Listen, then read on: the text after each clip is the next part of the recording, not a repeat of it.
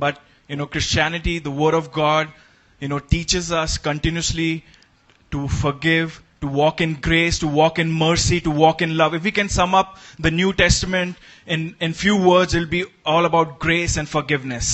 और मसीही जीवन में निरंतर इसी बात पे जोर दिया है कि हम कैसे क्षमा करें और अनुग्रह के साथ एक जीवन बिताएं. And the Lord Jesus Christ has given us the perfect example of hanging on that cross and how he forgave those who were persecuting him. और प्रभु यीशु मसीह ने इसका सर्वश्रेष्ठ एक उदाहरण दिया है कि अपने आप को उस कलवरी की क्रूस पे लटका करके अपना जान उन लोगों के लिए दिया जो उनके विरुद्ध ही थे. We could have unforgiveness. और हो सकता है कि वो ना क्षमा करने वाली ये भावना होती.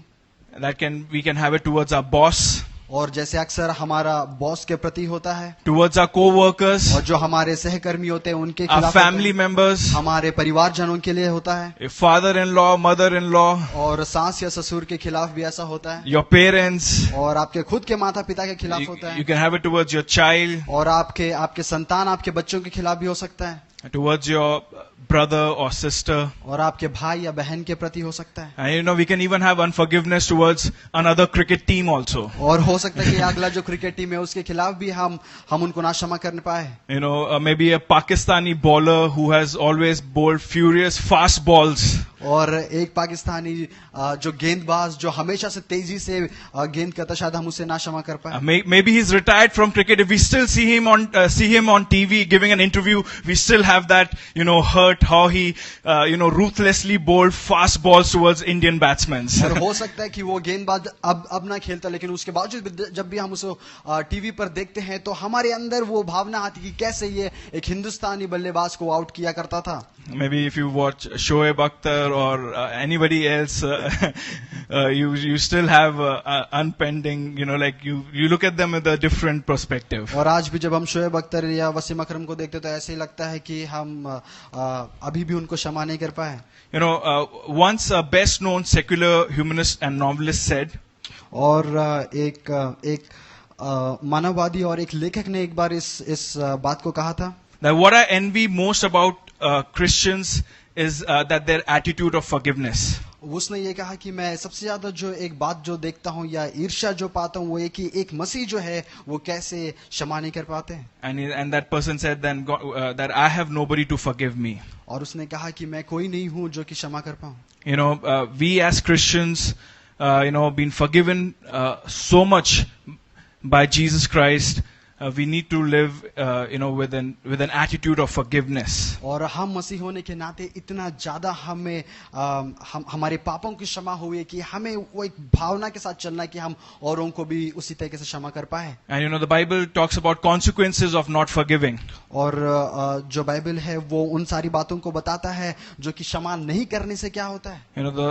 The Word of God says, if you're not able to forgive, God cannot forgive you. और वचन ये कहता है कि अगर तुम नहीं क्षमा कर पाओ तो परमेश्वर तुम्हें शायद क्षमा ना कर पाएगा. And it's a soul torture. If you're not able to forgive, it's a torture for ourselves. We will be living in torture. और अगर हम किसी को क्षमा नहीं कर पाते हैं तो मानो कि हम आत्मा में एक तड़प या एक जहन से ये होता है कि हम मन से किसी को भुला नहीं पाते हैं. Anyone wants to live in torture? क्या कोई सतावे में जीना चाहता है? No, we don't want to live. And unforgiveness is the biggest torture to your own soul. और जब हम किसी को क्षमा नहीं कर पाते तो हम अपने आप को ही काफी ज्यादा पीड़ा देते हैं. So we're going to look into the Word of God and going to ask the grace of Jesus and the amazing love of Jesus to come and sweep over us and deal with the root issues in our lives, in our hearts, and help us to practically forgive others. और आज हम प्रार्थना करते हैं कि प्रभु यीशु मसीह बड़ी अनुग्रह उसके प्रेम से हमारे हृदयों में काम करे ताकि हम भी औरों को उसी के समान क्षमा कर पाए. Amen. Amen. So I'm going to be looking at 3 points. और आज हम 3 बिंदुओं को देखेंगे. First point is going to be forgiveness on a practical level, how we can forgive others. और पहला ये हो कि व्यवहारिक स्तर पे हम कैसे औरों को क्षमा कर सकेंगे. The second point is how gospel gives us the power to forgive others. और दूसरा है कि कैसे सुसमाचार हमें सामर्थ देता है ताकि हम औरों को क्षमा कर सके. And third is when we find our identity in God's love, then how we are able to overlook hurt and pain and rejection. और तीसरा ये कि हमारा जो पहचान प्रभु यीशु मसीह के प्रेम में है, जिसको जान लेने के बाद हम इन सारी बातों से उभरेंगे. Amen.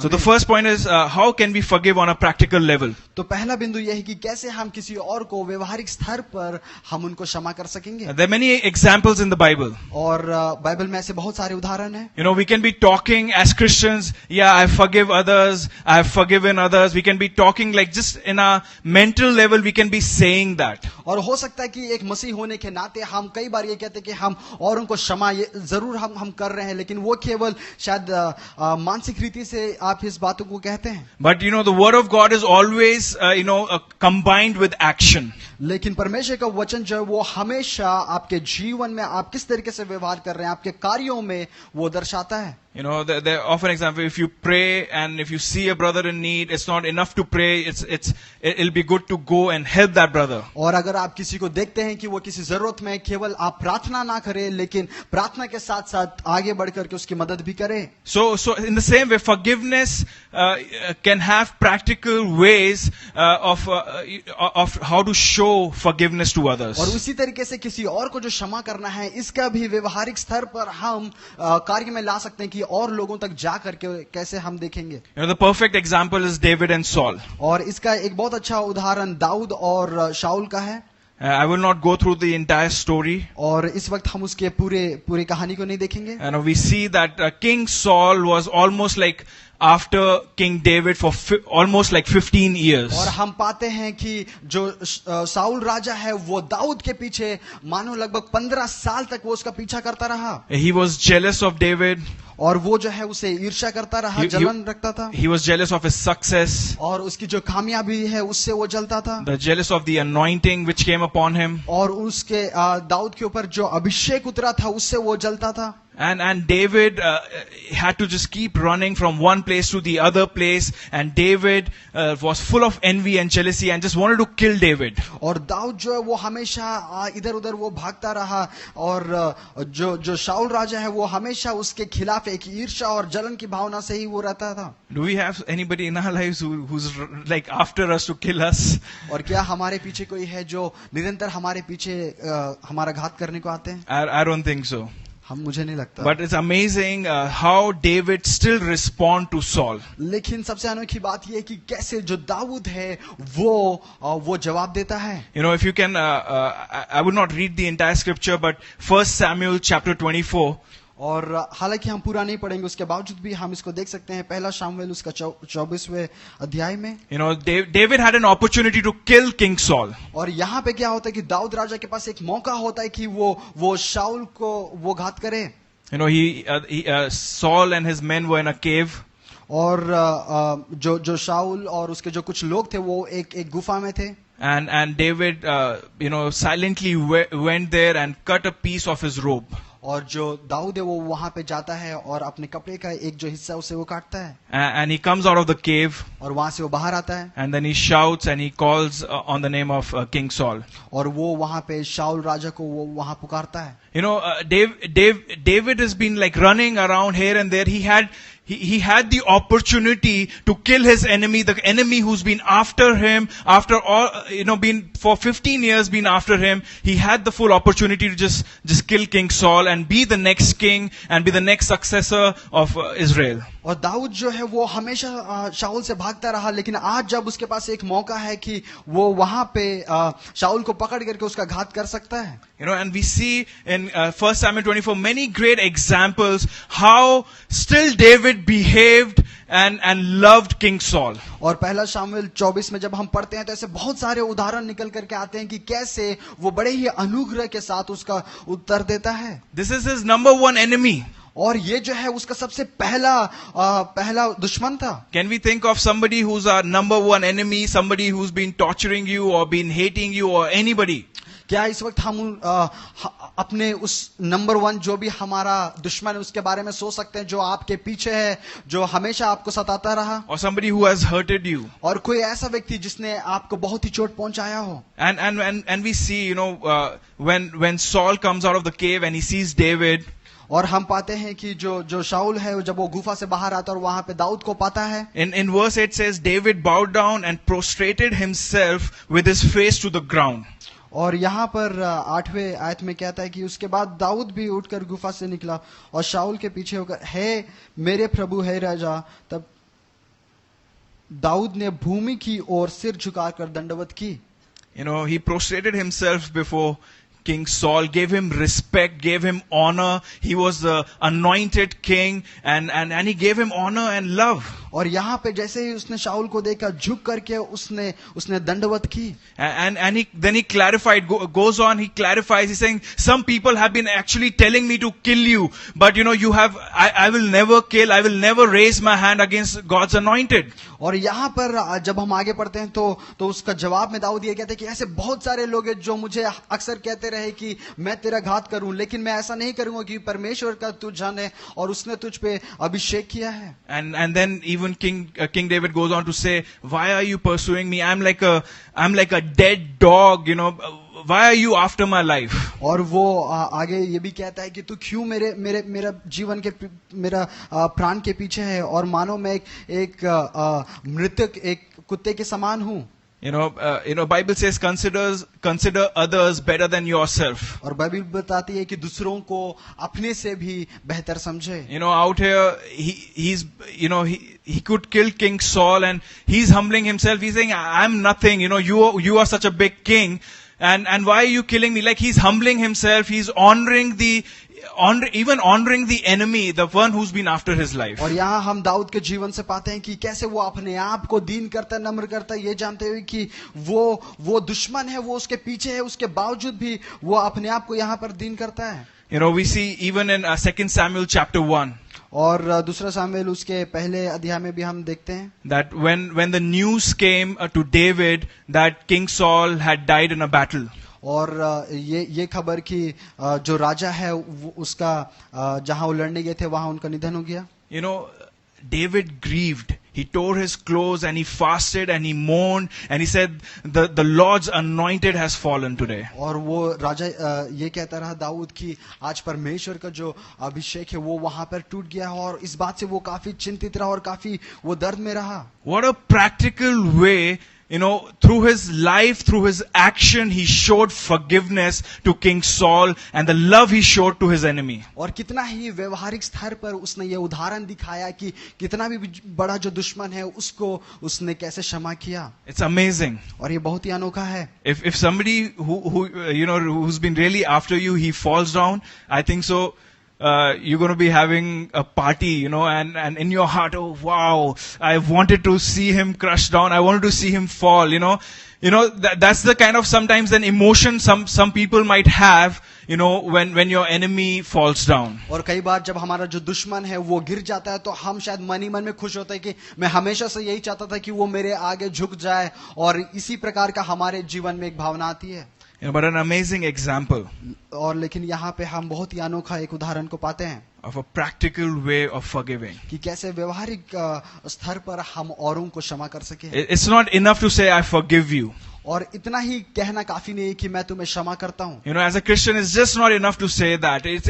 We need to show it in our actions. We need to ask God's grace to act like King David in some of the places. Maybe we have situations like these. केवल लोगों को ये कहना काफी नहीं है कि मैं तुम्हें क्षमा करता हूँ, लेकिन जैसे दाऊद राजा ने अपने जीवन में इस बात को करके दिखाया, वैसे ही जरूरत है कि हम परमेश्वर के आगे उसके अनुग्रह के लिए मांगे ताकि हम भी औरों को क्षमा कर सके।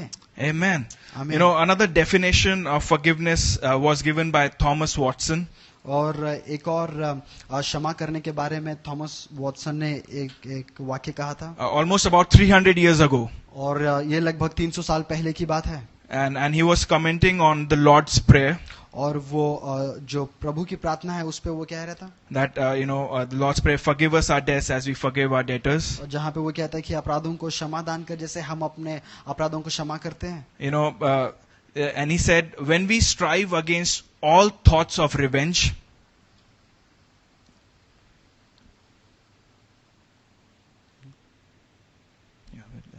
the answer he gave, the quote he gave, when we strive against all thoughts of revenge, और उसने बदले में ये किया कि जब हम किसी के विचारों के खिलाफ प्रयास करते हैं, when we will not do our enemies harm, और हम जब अपने दुश्मनों को किसी भी प्रकार से ठेस नहीं पहुंचाते हैं, but wish well to them, लेकिन उन्हें अच्छी तरीके से इच्छा करें, grieve at their difficult times, और जब हम उनके लिए कठिन समयों में हम उनके लिए प्रार्थना करें pray for them, और उनके लिए निरंतर प्रार्थना करते रहें, seek reconciliation with them, और उनके साथ सुलह की तलाश में रहें, and show ourselves ready on all occasions to help them. और हर परिस्थिति में उनके लिए मदद के लिए हम आगे आए. That's the definition he gave of forgiveness. और क्षमा करने के बारे में यही वो कहते हैं. And every point he gave is actually every point is like a scripture. और हर एक जो बिंदु है वो मानो एक वचन की तरह है. We should resist all thoughts of revenge. कि कैसे हम हमारे विचार में जो विचार ही वो आते हैं हमारे मस्तिष्क में, उन सारे को रोकना है. Romans 12:19 says, "Never take your own revenge, beloved, but leave room for the wrath of God, for it is written, vengeance is mine, I will repay." और रोमी 12:19 कहता है कि किसी से अपने आप बदला मत लेना मेरे मित्रों, बल्कि इसे परमेश्वर के क्रोध पर छोड़ दो, क्योंकि शास्त्र में ऐसे ही लिखा है, प्रभु ने कहा है, बदला लेना मेरा काम है, प्रतिदिन मैं दूंगा. Amen. Amen. When somebody hurts us or harms us, we are bombarded with thoughts of revenge, planning, and how can I deal and how can I retaliate back. जब कोई हमें चोट पहुंचाता है, जब किसी की बात हमें बुरी लगती है, तो हम अक्सर यही सोचते रहते हैं कि कैसे मैं उसका बदला लूंगा और किस तरीके से मैं इसमें से बाहर निकलूं. Even in a family situation it can happen. और कई बार पारिवारिक जीवन में भी ऐसा होता है. On a very small levels it can happen. और ऐसे बहुत ही छोटे बातों पर ये होता है. But the scripture is teaching us, leave it on the Lord to teach the other person. लेकिन यहाँ पे परमेश्वर का वचन ये कहता है कि उस सब को परमेश्वर पे छोड़ते हैं. You don't try to change the person. You don't try to deal all the time and leave room. God will help that person understand. कि हम खुद बदला लेने के प्रयत्न ना करें, लेकिन परमेश्वर जो वो खुद ही उसका न्याय करेगा. And the second point, don't seek to do them harm. और दूसरा ये कि उसको जो है जो भी वो गलत करता है उसमें ना देखे. Wish them well. और जब भी आपके दुश्मन जो भी करते हैं और आप उनके साथ रहे. Bible says pray for those who curse you. और बाइबल बताती है कि जो भी आपके खिलाफ है उनके लिए प्रार्थना करें. Grieve at their difficult times. और उनकी कठिन समयों में हम उनके साथ रोए. Amen. Amen. Proverbs 24:17 says, "Do not rejoice when your enemy falls, and do not let your heart be glad when he stumbles." और नीति वचन में हम ये पाते हैं कि शत्रु के पतन पर आनंद मत करा, जब उसे ठोकर लगे तो अपना मन प्रसन्न मत होने दे. We need to pray for them. क्योंकि हमें ऐसे समय में उनके लिए प्रार्थना करना है. Seek reconciliation with them. और उनके साथ सलाह की हमें तरीके ढूंढने हैं. And be always willing to come to their relief and help. और हमेशा उनके लिए मदद के लिए आगे रहना है. So difficult. कितना ही ज्यादा कठिन है. He's hurt me. Why should I help him? और उसने मुझे चोट पहुंचाया, कैसे मैं उसकी मदद करूं? I don't want to help.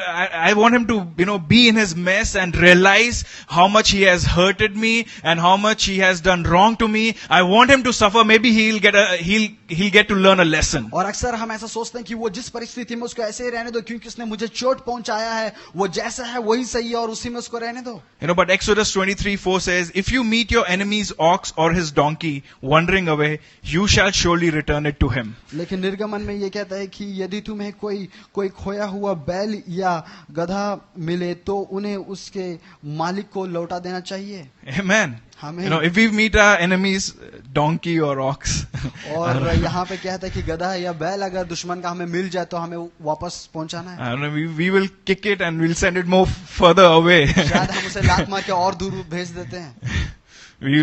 But Bible is challenging us. Is like we should surely return it back. लेकिन बाइबल हमें बताते है कि यकीनन हमें उसे वापस देना चाहिए. Helping our enemy.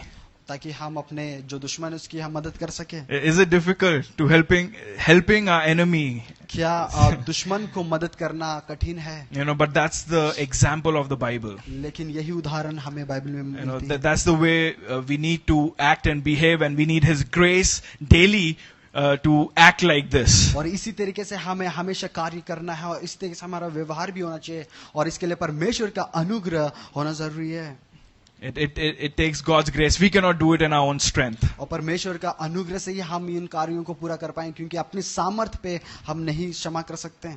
Amen. The second point. आमीन। दूसरा बिंदु पे जाएंगे। The gospel gives us the freedom and the power to forgive those who sin against us. और सुसमाचार जो है वो हमें सामर्थ देता है, शक्ति देता है ताकि जितने लोग ने हमारे खिलाफ जो विरोधी है उसको हम क्षमा कर सकें। Amen.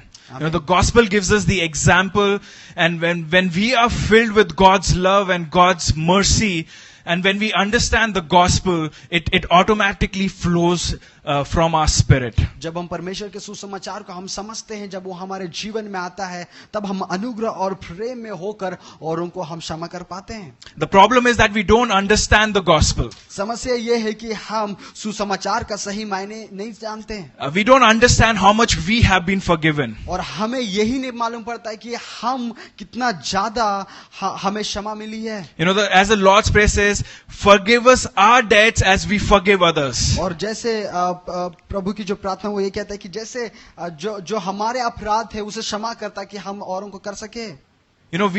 First we need to understand how much we have been forgiven, how big a sacrifice has been paid for us, for our sins and things which if it came in open we'll be ashamed. और हमें पहले इस बात को जानना है कि कितनी बहुतायत से हमारे पाप क्षमा हुए थे और परमेश्वर ने ऐसा क्या किया कि अगर हमारा पाप अगर बाहर आता है तो शायद वो शर्मनाक हो। If our tank is full of God's love and how much He has forgiven us, we understand the gospel, it will automatically give us the power to give it out to others. और मानो अगर हमारा tank जो है वो उसके अनुग्रह उसके प्रेम से अगर पूरा भरा हुआ है, उसके सुसमाचार का सही मायने जाना है, तभी हम औरों को क्षमा कर पाएंगे। I was hearing a definition of mercy and the difference between mercy and grace. और मैं अनुग्रह और दया का एक परिभाषा देख रहा था। The mercy, what is mercy and what is grace?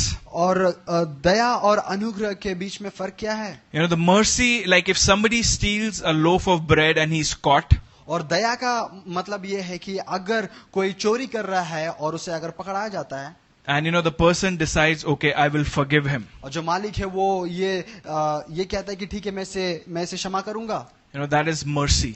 और वो है दया। But if that person decides, okay, I will give you another 2 loaves as you go. और अनुग्रह ये होता है जब चोर को पकड़ने के बावजूद भी ये कहते हैं कि मैं तुम्हें 2 और रोटियां साथ में दूंगा। That is called grace. और वो अनुग्रह कहते हैं। Amen.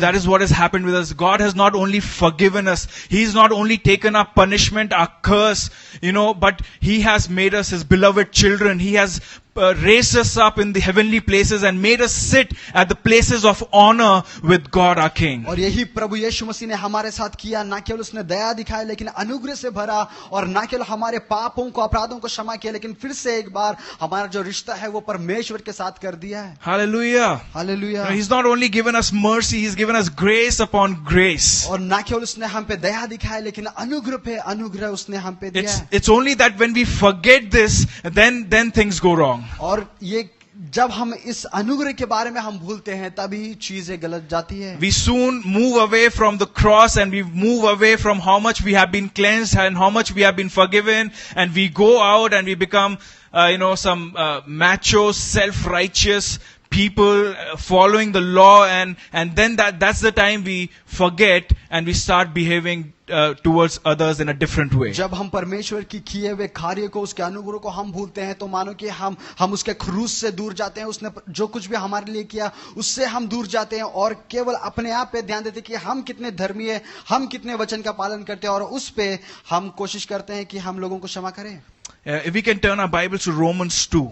और अगर हम अपने बाइबल को खोलेंगे रोमियो की पुस्तक, the perfect example here. और यहाँ पे एक बहुत अच्छा उदाहरण है। Romans 1 is all about, Paul is talking about how the Gentile world is fallen and how grievous sins they do and the kind of things which happen in the Gentile world. और रोमी 1 में पौलुस ये कहता है कि किस तरीके से अन्य जाति लोग पाप किए, किस तरीके से अन्य जाति जो है वो गिर चुके हैं. And you know, when Paul is telling all the list of sins of the Gentile world, और जब मनुष्य जाति का जो पाप का जो लेखा है उसे पूरा वो वहां पे लिखता है. you know, and on the other side, the people who were self-righteous or Jewish or, moral people, they were getting all excited. They were like, yes, the Gentile world is like this maybe. Yeah, Paul, you are correct. They do these kind of practices. They're such big sinners. और दूसरी ओर जो धार्मी लोग हैं और जो व्यवस्था के साथ चलते रहे, वो यही कहते रहे कि हाँ पौलुस तुम सही कह रहे हो, क्योंकि ये सारे लोग बहुत ज्यादा वो पाप में हैं और ये हमेशा से वो गलत रहे हैं. And Romans 2 verse 2 and 3. और रोमी उसका 2 का 2 जब हम पढ़ते हैं, Paul writes here. और यहाँ पौलुस ये कहता है, So when you, a mere human being, pass judgment on them and yet do the same things, do you think you will escape God's judgment? Or do you show contempt for the riches of His kindness, forbearance and patience, not realizing that God's kindness is intended to lead you to repentance? और यहाँ पे ये कहता है कि किंतु है मेरे मित्रों, क्या तू सोचता है कि तू जिन कामों के लिए दूसरों को अपराधी ठहराता है और अपने आप को वैसे ही काम करता है, तो क्या तू सोचता है कि तू परमेश्वर के न्याय से बच जाएगा, या तू उसके महान अनुग्रह, सहन शक्ति और धैर्य को हीन समझता है? These people who were judging others, who were not forgiving others, और यहाँ पे कुछ लोग हैं जो कि औरों पे न्याय करते हैं, औरों को क्षमा नहीं कर पा रहे हैं. Paul is saying something very strong here. और पौलुस बहुत ही जोर से एक वाक्य को कह रहा है. I want you to listen this carefully. और मैं चाहता हूँ कि आप इस बात को ध्यान से सुने.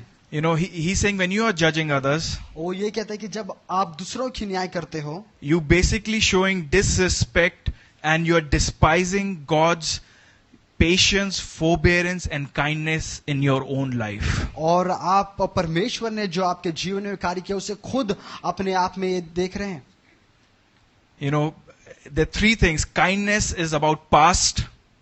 और यहाँ पे 3 चीजों के बारे में पौलुस बताता है कि उन चीजों पे जो बीती हुई बातें हैं उस पे परमेश्वर ने जो अनुग्रह दिया. He said God is forbearance to you today. He's lifting up your sins today. Since morning we have got up, we have made some mistakes, and God has been forbearance today towards us. कि परमेश्वर जो है, जो भी हमने गलत कार्य किया, जो भी हमने पाप सुबह से किया, उन सारी बातों को अपने में ले करके उठाता है. And that God is patient with us in future also, in coming days also. God is going to be very patient at our mistakes and our sins and the things we're going to do wrong. और बहुत ही सहनशीलता के साथ परमेश्वर हमारे साथ रहता है, ये जानते हुए कि हम भविष्य में भी ऐसे पाप करेंगे. So Paul is saying when you are judging others, you are forgetting that how kind God has been to you. You are forgetting how forbearance He has been towards you and how patient God has been towards you. और जब हम औरों पे न्याय लाते हैं, जब हम औरों को गलत नजर से देखते, तो पौलुस ये कहता है कि हम इन सारी बातों को भूल जा रहे हैं कि परमेश्वर ने हमारे लिए क्या किया, कितना अनुग्रह दिखाया, और उसने जो हमारे पापों के लिए किया वो सब भूल जाते हैं. That's why we need to take a fresh drink. I don't want to say the negative thing, but I want to say we need to take a fresh drink of how much God has loved us. A fresh drink of how much God has been loving and kind towards us. When we fill ourselves as Christians, when we understand how much we have been forgiven, the gospel, then we are able to forgive others. और मुझे लगता है कि फिर से एक बार नए रीति से हमें उसके प्रेम से भरने की जरूरत है, क्योंकि जब हम उस परमेश्वर ने जो किया उस बात को हम सही रीति से अपने जहन में हम ग्रहण करते हैं, तभी हम औरों को भी क्षमा कर पाते हैं. Amen. In the parable of the unforgiving servant, और क्षमा ना करने वाला जो एक स्वामी है, उसके बारे में जब हम यहाँ देखते हैं, we see in that unforgiving servant quickly forgot that his sins, whatever he owed, like 10,000 bags of gold, he just quickly forgot. और यहाँ पे एक व्यक्ति जो कि जिसको क्षमा मिला है, लेकिन वो अपने विरुद्ध जिसने उसके खिलाफ गलत किया उसको वो नहीं भूल पाता है. वो इसलिए हो पाया क्योंकि उसके साथ जो कुछ भी हुआ, जो भी अनुग्रह दिखाया गया था, उसे वो भूल गया. Maybe I can be very hard on my kids and I forget when I was a kid, what all I did. और कई बार शायद मैं अपने अपने बच्चों पे बहुत ही जोर से मैं व्यवहार करता हूँ, लेकिन मैं भूल जाता हूँ कि मेरे बचपन में मेरे साथ कैसे व्यवहार किया गया था.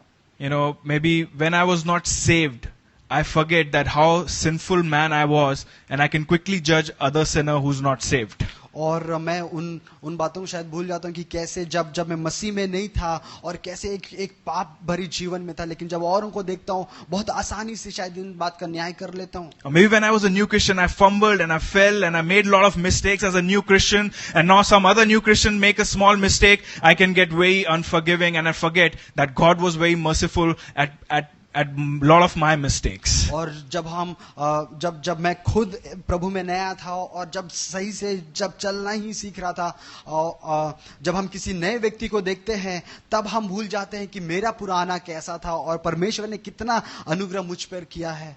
So we ask God afresh this morning that He fill us with His unconditional love, fill our cup, and we understand how much we've been forgiven to forgive others. और आज के सवेरे हम प्रार्थना करते हैं कि प्रभु जो है नए रीति से नए तरीके से फिर से एक बार अपने प्रेम से हमें तृप्त करे, ताकि हम भी औरों को क्षमा कर पाए. My last and the final point. और तीसरा और आखिरी बिंदु, You know, why do we get hurt so fast? Why do we get offended and bitter so fast? कि क्यों हम बहुत जल्दी किसी और की बातों से हमें चोट पहुंचता है.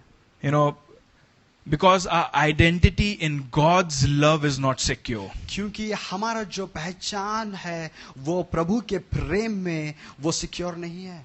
You know, this is a very important point. और ये बहुत ही महत्वपूर्ण बिंदु है. When I'm looking for love at wrong places, जब मैं प्रेम को गलत चीजों में ढूंढता हूँ, when I'm looking for love, you know, when my expectations are very high from humans, जब मेरा जो एक्सपेक्टेशन है या जो मेरी उम्मीद है मनुष्य जाति से बहुत ही ऊंचा है, you know, that's the time I will get hurt. I will feel, you know, anger, and I will feel unforgiveness. वही एक समय है जब मुझे बहुत ज्यादा चोट पहुंचता है. वही समय है जब बहुत ज्यादा क्रोध की भावना दिल में आती है. But if I'm secure in God's love, how much God loves me, and my identity in Christ, you know, then I won't be running to places and I won't respond to things but I'll be responding in a different way. लेकिन अगर हम परमेश्वर के प्रेम को समझते हैं, उसके प्रेम में अपने स्थान को हम जानते हैं, उसने जो हमें किया, हमारे लिए किया, जब हम उसे समझते हैं तब हम औरों को भी क्षमा कर पाएंगे. Hallelujah. Hallelujah.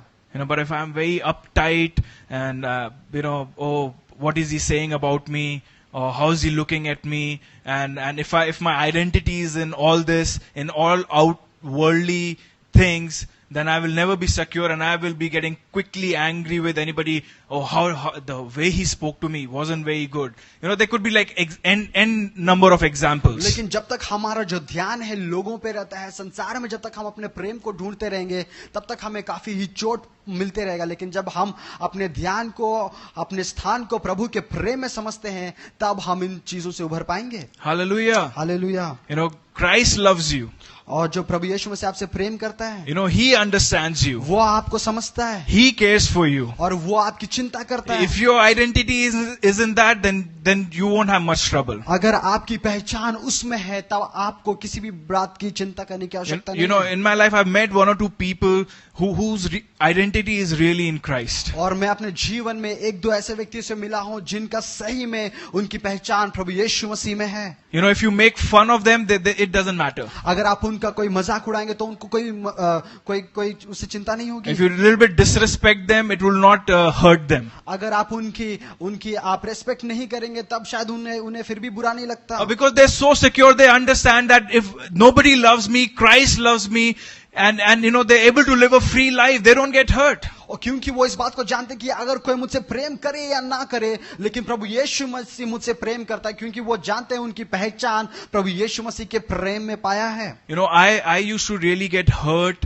and you know, really uptight about some of these things, how he spoke to me, he wasn't loving and caring enough, and it used to bother me. I'll go home and rehearse it in my brain, the way the other person treated me. और कई बार मुझे पहले बहुत ही बुरा लगता था कि कैसे एक व्यक्ति मेरे साथ इस तरीके से व्यवहार करता है, कैसे उसकी बातें मुझे बुरी लगती है, और घर जा करके मैं इसी बारे में सोचते रहता था, और ये सारी बातें बुरी लगती थी. I'll be rehearsing and looking for approval, looking for, it's called approval addiction, or you'll be looking for love or comfort in wrong places. और यही हमेशा सोचते रहना कि क्या गलत हुआ है, और जो प्रेम है, प्रेम की तलाश में, और भी गलत जगहों में प्रेम को पाने की आस में था. That's what Jeremiah 2:12 and 13 says. और यही यिर्मयाह 2 उसके 12 से 19 में कहता है. I will just read it in English.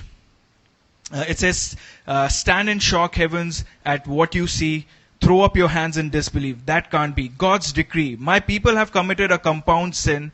They have walked out on me, the fountain of fresh flowing waters, and they dug cisterns that leak, cisterns that are no better. Isn't Israel a valued servant, born into a family with place and position? So how did she end up a piece of meat fought over by snaring and roaring lions? There's nothing left of her but a few old bones. Her towns are trashed and deserted. Egyptians from the cities of so-and-so have broken your skull. And why do you think all this has happened? Isn't it because you walked on your God, just as he was beginning to lead you in the right way? And now what you think, you will be going off to Egypt, maybe cool drink of Nile river water? Or what do you think you will get by going off to Assyria? Maybe a long drink of Euphrates river water? We see in this reading from a Message Bible, God is shocked that instead of people running to God and finding the river of water, the life-giving water from God, और यहाँ पे हम पाते हैं कि जो लोग हैं वो परमेश्वर के पास जाकर के जीवन की जल लेने के बदले they're running to Egypt, they're running to Euphrates river to satisfy them, that they're thinking that water will satisfy them. और यहाँ लोग जो है वो मिस्र के मार्ग पे जाते हैं जहाँ पे उन्हें लगता है कि जो सीहोर है वहां से उन्हें तृप्ति मिलेगी. You can think maybe your husband will satisfy you. और आपको लगता है कि जो आपका पति है वो आपको तृप्त दे सकता है. You might think your wife will completely satisfy you. आपको लगता होगा कि आपकी जो पत्नी है वो आपको पूर्ण रीति से तृप्त कर सकेगी. Maybe you think your children can satisfy you. हो सकता है कि आपके जो संतान है वो आपको पूर्ण रीति से तृप्त कर पाएंगे. And any small mistake they do, you like your whole world is blown. How come they don't love me? और अगर वो कोई छोटी सी गलती करती है तो आपका पूरा संसार मानो खो सा जाता है. आपको लगता है कि ये कैसे हुआ कि ये मुझसे प्रेम नहीं रखते हैं. And you have all this unforgiveness and bitterness towards them. और उनके विरुद्ध जो है बहुत ही कड़वाहट आपके मन में प्रकट होता है. Maybe you expected your family members to give for you or provide for you or stand by with you in a difficult moment. तो आपने शायद ये उम्मीद किया होगा कि आपके कठिन परिस्थितियों में आपके परिवारजन जो है वो आपके साथ खड़े रहे. But the word of God says, everything in the world is like a broken cistern. It is constantly leaking. But one thing stands, and that one thing will only stand, and that is God's love for you. और परमेश्वर का वचन कहता है कि संसार में मानो सारी चीजें एक टूटी हुई घड़ा की तरह जहां से सब कुछ बहता जाता है, लेकिन केवल परमेश्वर का जो प्रेम है वो काफी है. Hallelujah. Hallelujah. Just last thing, and I'm ending here. और आखिरी बात बोल के मैं इसे समाप्त करना चाहता हूँ. A Christian's identity. और एक मसीह की जो पहचान है. The world lives, the whole world lives for their identity in the world. और जो पूरा जो संसार है वो अपनी पहचान संसार में ढूंढता है. But only a Christian can live from their identity. लेकिन केवल जो मसीह है वो अपनी पहचान बना के जीते हैं. For the non-Christian, identity is something achieved. और जो संसारिक लोग हैं उनके लिए जो पहचान है वो मानो उन्होंने हासिल किया हो. But for the Christian, it's something already received. लेकिन मसीहियों के लिए वो पहचान ऐसा है जो कि उन्होंने पहले से ग्रहण किया है. If our identity is anything other than Christ, we end up in misery. अगर हमारा पहचान मसीह के अलावा कहीं और है तब हम बहुत ही पीड़ा में अपने जीवन को नष्ट करेंगे. Amen. Let's stand this morning. आमीन. आइए अपने स्थानों पे खड़े हो जाएं. Hallelujah. हालेलुया.